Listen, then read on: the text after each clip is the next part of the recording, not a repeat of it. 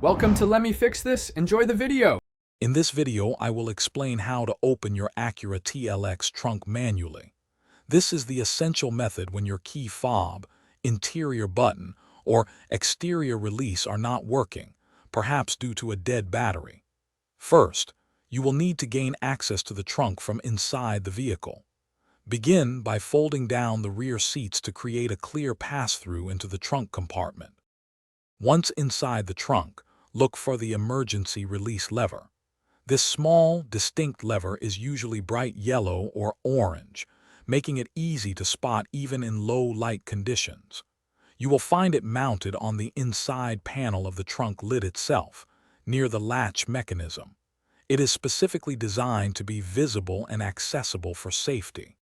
To open the trunk, simply pull the emergency release lever firmly towards you.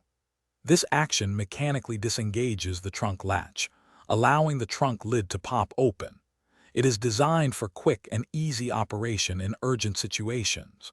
Always ensure there are no items or obstructions preventing the trunk from fully opening once the latch is released, ensuring a smooth and complete release. For some Acura TLX models, an additional manual access point exists behind the rear passenger seat.